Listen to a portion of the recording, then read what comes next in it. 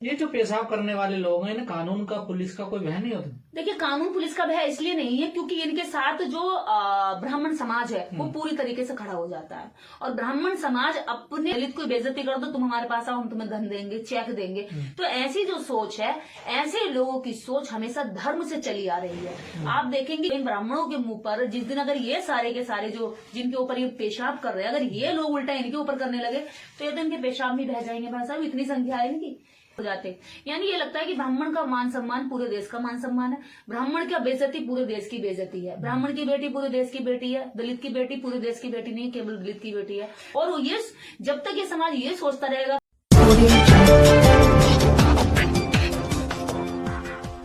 इसको तुम पवित्रता मानते हो, तो इन ब्राह्मणों के मुंह पर जिस दिन अगर ये सारे के सारे जो जिनके ऊपर ये पेशाब कर रहे हैं, अगर ये लोग उल्टा इनके ऊपर करने लगे तो ये तो इनके पेशाब में बह जाएंगे। भाई साहब, इतनी संख्या है इनकी हो जाते। यानी ये लगता है कि ब्राह्मण का मान सम्मान पूरे देश का मान सम्मान है, ब्राह्मण की बेइज्जती पूरे देश की बेइज्जती है। ब्राह्मण की बेटी पूरे देश की बेटी है, दलित की बेटी पूरे देश की बेटी नहीं, केवल दलित की बेटी है। और ये जब तक ये समाज ये सोचता रहेगा कि भैया छोड़ दो, बाबूजी छोड़ दो, रोता रहेगा, गिड़गिड़ाता रहेगा, आंसू निकालता रहेगा, और ये सोचता रहेगा कि जानवर जैसे बहसी लोग जो है उसको बख्श देंगे या माफ कर देंगे या उसके आंसू से पिघल जाएंगे, तो ये दलित समाज की बहुत बड़ी गलतफहमी है। क्योंकि जानवरों को, जाहिलों को, कभी भी क्रूर लोगों को करुणा से नहीं जीता जाता। ऐसे क्रूर लोगों को इंसान थोड़ा ही होते हैं, जानवर ही होते हैं। ऐसे जानवर, ऐसे क्रूर जानवरों को हमें, पर अभी तक ये बहुजन समाज इतना दबा रहा है, कई हजार वर्षों पीढ़ियों से ये पीछे पीछे पीछे रखा है ना, तो इसकी सोच के अंदर क्या दब्बूपन आ गया है। ये लगता है कि यार छोड़ो, जाने दो, जाने दो। तो ये समाज को पहले ये सीखना पड़ेगा कि अपने आत्म सम्मान के लिए ना कोई देवता आने वाला, ना कोई देवी आने वाली है, ना ही कोई आपका हवन कीर्तन से आपका भला होने वाला। अगर आपका भला कर सकता है तो आपके दो बाजू कर सकते हैं, आपकी सुरक्षा अगर कोई कर सकता है तो आपके हाथ कर सकते हैं। अगर आपको कोई तरक्की दिलवा सकता है तो वो आपका ब्रेन, आपकी शिक्षा दिलवा सकती है। ये पहले खुद पे विश्वास करना सीख ले। जिस दिन ये समाज खुद पे विश्वास करना सीख जाएगा, उस दिन इसका विश्वास जो दूसरे लोगों के प्रति आस्था रखता है, वो आस्था इसकी अपनी तरक्की में बन जाएगी और वही तरक्की इसको आगे लेकर जाएगी। ये जो पेशाब करने वाले लोग हैं, इन्हें कानून का, पुलिस का कोई भय नहीं होता? देखिए, कानून पुलिस का भय इसलिए नहीं है क्योंकि इनके साथ जो ब्राह्मण समाज है वो पूरी तरीके से खड़ा हो जाता है। और ब्राह्मण समाज अपने दलित को बेइज्जती कर दो, तुम हमारे पास आओ, हम तुम्हें धन देंगे, चेक देंगे। तो ऐसी जो सोच है, ऐसे लोगों की सोच हमेशा धर्म से चली आ रही है। आप देखेंगे कि जब राम ने शंभूक का वध किया तो कोई भी उसके खिलाफ एक्शन नहीं लिया गया। भगवान श्री राम, जब ये इनका भगवान ही, उसको कैसे भगवान हो सकता कोई व्यक्ति जब किसी को शिक्षा लेने वाले व्यक्ति की हत्या कर दे और ये कह दे कि तुम्हारे शिक्षित होने से ब्राह्मण कुल का वंश बिगड़ रहा है। तो ऐसा राजा, ऐसा भगवान कैसे बन सकता है जो किसी एक मासूम की, एक शिक्षक की, एक गुरु की इस कारण से हत्या कर दे कि वो कमजोरों को भी शिक्षा दे रहा है। एक गुरु जो द्रोण एकलव्य का अंगूठा काट लेता है ये कहते हुए कि तुम मुझे अपने गुरु दक्षिणा में अपने दाएं हाथ का अंगूठा दे दो, और अंगूठा मांग करके उसको जो धनुर्विद्या में वो मजबूत हो रहा था, उस धनुर्विद्या में उसको पीछे करके उसने अर्जुन को विजेता बना दिया। तो ऐसे लोगों को फॉलो करने वाले, उसके फॉलोवर मनु जो खुद कहता है कि ढोर गंवार पर शूद्र नारी सकल ताड़ना के अधिकारी, तो जो शूद्रों के प्रति नफरत उनका गुरु जाहिर कर रहा है, और वो मनु को महाराज कहते हैं, मनु को महाराज कहते हैं, राम जैसे हथियारे को भगवान कहते हैं, और द्रोण जैसे मतलब गैर बराबरी की सोच रखने वाले व्यक्ति को गुरु कहते हैं। तो ऐसे लोगों को मानने वाला समाज किस तरह से लोगों को बढ़ावा दे सकता है, आप सोचिए। तो क्या करेगा वो? तो फिर वही करेगा ना जो उसके गुरु करते हैं, आदर्श करते हैं। हम लोग क्यों समानता की वकालत करते हैं? क्योंकि हम बुद्ध को मानते हैं। हम क्यों लोगों में न्याय की बात करते हैं? क्योंकि हम डॉक्टर अम्बेडकर को मानते हैं। हम क्यों लोगों में जीवन दान की बात करते हैं? क्योंकि हम संविधान को मानते हैं। तो उनमें और हमें यही अंतर है। दीदी, 21वीं सदी में हम लोग चल रहे हैं, 75 साल देश को आजाद हो गए हैं, लेकिन आज भी पेशाब किया जा रहा है दलितों के ऊपर, आदिवासियों के ऊपर। किस तरफ जा रहा है ये देश? देखिए, ये जो पेशाब कांड भी देश के अंदर आ रहे हैं, लगातार वीडियो जा रही हैं, हम लोग देख रहे हैं। ये जो कार्य हैं, ये एक विशेष खास सोच की वजह से हो रहे हैं, और वो जगह जगह आपको देश के हर कोने में दिखाई देगा। कभी आपको मध्य प्रदेश सीधी में दिखाई देगा, तो कभी उत्तर प्रदेश के जालौन में दिखाई देगा। ये घटनाएं लगातार जो हमारे सामने आ रही है, ये आज कैमरे का और टेक्नोलॉजी का कमाल है। वरना इससे पहले जब टेक्नोलॉजी, सोशल मीडिया नहीं थी, हम लोग आपस में कनेक्ट नहीं थे, तो ये घटनाएं और ज्यादा बड़े स्तर पर शोषण की जो भड़ास होती है ना, मन में जातिवाद का एक अंदर तक भरा हुआ उबाल होता है, वो निकल कर आता है। और कमजोर को सताने के लिए इनके जितने भी आप अगर ग्रंथों में पढ़ेंगे, धर्म के जितने भी किताबें उनमें पढ़ेंगे तो उसमें पेशाब, गाय का मूत और गाय का गोबर ऑक्सीजन छोड़ता है, इस तरह की बेकार बेहुदा बातों से भरा पड़ा है। और उसी पर ये लोग बात करते हैं, उसी पर अपने आप को महान बताते हैं। अगर इनकी ये संस्कृति महान है, किसी के मुंह पर पेशाब करना या किसी अपने ही हिंदू भाई के छोटी जाति को कह करके उसे अपमानित करना, अगर ये महानता है तो फिर इनसे सवाल ये है कि फिर ऊंचाई क्या है तुम्हारी, फिर अच्छाई क्या है तुम्हारी। अगर इसको तुम महानता मानते हो, इसको तुम पवित्रता मानते हो, तो इन ब्राह्मणों के मुंह पर जिस दिन अगर ये सारे के सारे जो जिनके ऊपर ये पेशाब कर रहे हैं, अगर ये लोग उल्टा इनके ऊपर करने लगे तो ये तो इनके पेशाब में बह जाएंगे। भाई साहब, इतनी संख्या है इनकी। लेकिन दुर्भाग्य ये है कि ये जो वर्ग है ये अपने आप को जाति के आधार पर ऊंचा मानता है।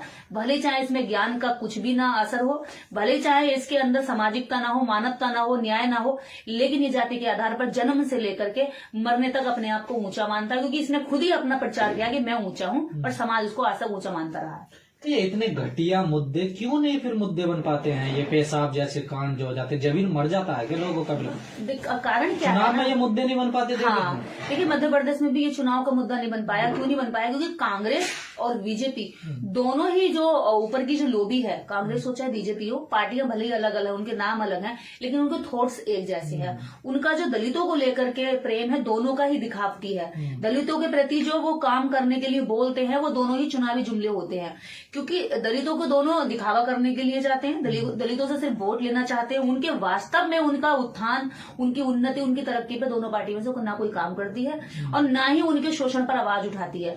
आपने इतना हल्ला मचा दिया पनौती के नाम से, उनके शब्द से, लेकिन एक व्यक्ति पर पेशाब किया गया, उसके मान सम्मान को कुछ लगाया, उसको केवल 3 लाख रुपए देकर उसके पैर धो करके वो मुद्दे को दबा दिया गया। उसके बाद जिसने पेशाब किया उसको लगभग 16 लाख रुपए दिए गए इनाम बतौर, उसको मनोबल बढ़ाया गया।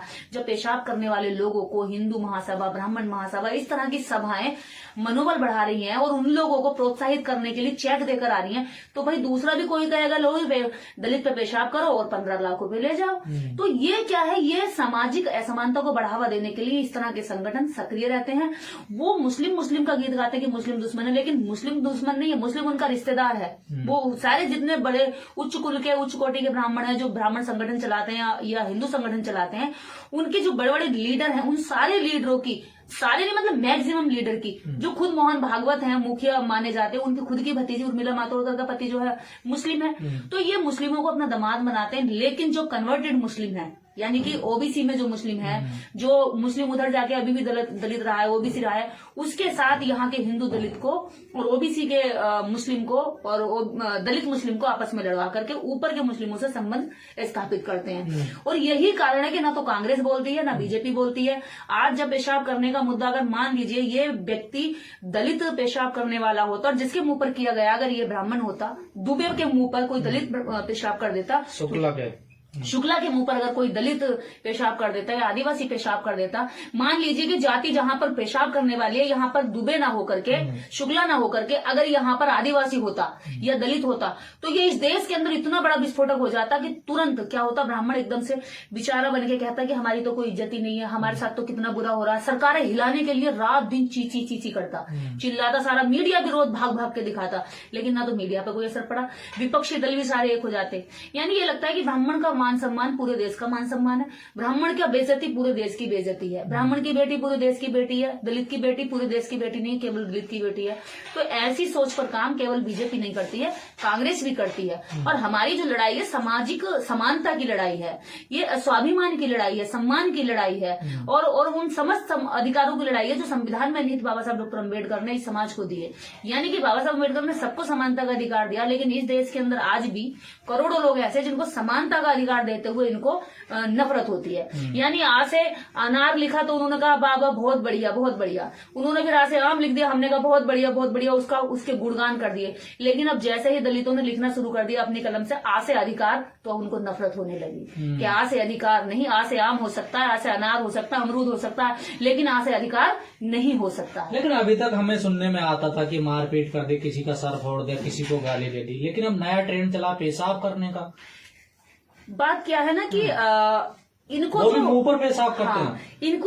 इनको जो ये संस्कार मिलते हैं ये इनके घर से मिलते हैं। इनके घरों में आपने देखा होगा बहुत सारे केस अभी ऐसे भी आए हैं जो पुरुष जो है अपनी महिलाओं की बेइज्जती करने के लिए अपनी महिलाओं के मुंह पर इस तरह के कांड करते रहे हैं। तो ये उसी घरों की पैदाइश, उसी घरों से परवरिश करके ये लोग आते हैं और इनकी जो ये संस्कृति है इसको ये पवित्र भी बताते हैं कि हम जो संस्कारी ब्राह्मण हैं। तो संस्कारी ब्राह्मणों का जो संस्कार है वो पता चलता है कि जब ये पेशाब करके इनके जो वीडियो बन जाती है तब पता चलता है कितने संस्कारी हैं। तो ये इनको संस्कार बताते हैं और हम यही बात हमारी इनके साथ झगड़ा है कि संस्कार ये नहीं है। संस्कार वो है जब हम सामने वाले को इज्जत फील कराएं, रेस्पेक्ट करें उसकी, और ये कहते हैं कि हम बेइज्जती करके जबरदस्ती सम्मान पाएंगे। आज इनकी कुलन और झटपटाहट क्यों है? क्योंकि जिस तरह से सब लोग इनको कहते थे कि आप ही सर्वे सर्वा है, आप ही हमारा नाम रखेंगे, आप ही हमारे घर में गृह प्रवेश करेंगे, आप जो कहेंगे वही सच्चे, आप ही इस धरती के जो है भू देवता हैं। अब क्या है, जनता ने अधिकार जैसे जानने शुरू किए, अभी संविधान के बारे में जाना तो उन्हें पता चला कि संविधान से बड़ी ताकत इनमें नहीं है। अगर इन्होंने गलती की है तो संविधान के तहत इनको भी बड़ी सजा मिलेगी और मुझे भी। तो ये और मैं दोनों एक समान है। अब जो नीचे का जो नीचे को दबा के रखा हुआ समाज था, अब वो उठकर क्या है उसमें स्वाभिमान आ रहा, सवाल आ रहा है, जागरूक हो रहा, शिक्षा आ रही है तो उसमें दम भर रहा है। तो वो जैसे ही सवाल करता है इनके आत्मसम्मान को चोट पहुंचती है कि अरे जो लोग हमारे पैरों में रहते थे आज वो हमारी बराबरी करेंगे। तो क्या है, अपने गुस्से को कभी थूक के निकालते तो कभी पेशाब करके निकालते। ये इनका गुस्सा है जो अलग अलग जगहों से निकल रहा है। पर इनको ये सोचना चाहिए कि आप किसी को अगर दबाओगे या कब्जे में करोगे, काबू में रखना चाहते हो, अपने आगे झुकाना चाहते हो, तो आप उससे अच्छा आदर्श पेश करके झुका सकते हो, ना कि बदतमीजी करके। लेकिन दुर्भाग्य ये है ना, जब ऐसी घटनाएं सामने आती तो लोग उसका विरोध करने की बजाय उस अपराधी के साथ खड़े हो जाते हैं ना। वो कौन लोग हैं जो उसके अपराधी के साथ खड़े होते हैं? मैंने कहा ना, वो कौन लोग हैं? ये वही लोग हैं, वो सारे धार्मिक संगठन है जो धार्मिक संगठन ये कहते हैं सारे हिंदू एक हो जाओ, सारे हिंदुओं को जाओ। वही सारे हिंदू एक हो जाओ वाले धार्मिक संगठन जब इस तरह का उसी धर्म के छोटे किसी जाति के ऊपर अत्याचार होता है तो वो चुप हो जाते हैं। और चुप होने की उसके साथ तो खड़े नहीं होते जिसके साथ शोषण होता है, लेकिन शोषणकर्ता के साथ खड़े हो जाते हैं। ये नीच क्वालिटी उस लोगों के जीन्स में भरी हुई है। इसी क्वालिटी को वो जो है अपना उच्चतम क्वालिटी बताते हैं और इसी क्वालिटी के बेस पर वो बाकी सारे समाज को दबाना चाहते हैं। लेकिन भारतीय संविधान कहता है कि आप क्वालिटी, जब तक आपकी क्वालिटी मानव हित में ना होगी, समाज हित में ना होगी, सबके हित में ना होगी, तब तक उसको आप अपने मुंह से कितना भी महिमा मंडन करते रहो, वो ज्यादा लंबे समय तक जिंदा नहीं रह सकता। सरकार भी तो बड़ा एक्शन नहीं लेती ना, कोई एग्जाम्पल बने, यानी ये घटनाएं तो बढ़ती जा रही है। देखिए सरकार में बैठे हुए लोग कौन है? सरकार में बैठे हुए लोग वही आप देखेंगे हमारे प्रधानमंत्री जी या तो विदेशों की यात्रा करते मिलेंगे और जैसे ही भारत में आएंगे वैसे ही तुरंत जो मंदिरों में जाकर के नतमस्तक लेट करके उसको जो है प्रणाम करते मिलेंगे। यानी अंधविश्वास पर काम करेंगे, भारत में आएंगे और बाहर जाएंगे तो बुद्ध की मूर्तियों को देते हैं। अभी बहुत सारे लोग ट्रेंड चला रहे हैं कि अभी वो एक मंदिर में जाकर के लेट करके शाश्वत दंडवत प्रणाम कर रहे हैं मंदिर में जाकर। तो कई सारे ब्राह्मण और धार्मिक संगठन लिख रहे हैं कि आज से पहले ऐसा कोई प्रधानमंत्री मिला हो जो इतना लेट लेट के मंदिर में अगर भगवान को नमन करता हो तो मैं नाम बदल दूंगा।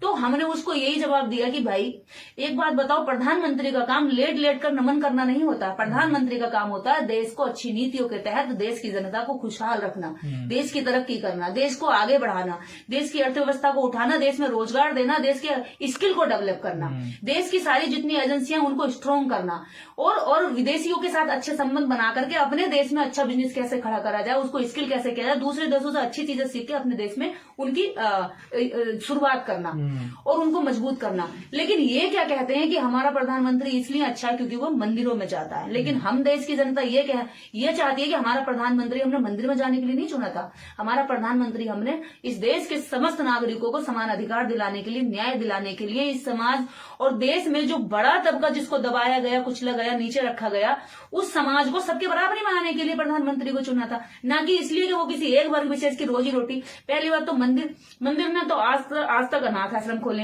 न कॉलेज खोले, न स्कूल खोले, न अस्पताल खोले। मंदिर केवल एक व्यक्ति की, एक पुजारी की दुकान है और उस दुकान के लिए अगर कोई प्रधानमंत्री उसका प्रमोशन करता है तो आप ये सोचिए कि फिर वो प्रधानमंत्री बाकी जनता के लिए क्या कर रहा है? वो तो केवल एक वर्ग को प्रमोट कर रहा है, एक वर्ग के बिजनेस को प्रमोट कर रहा है।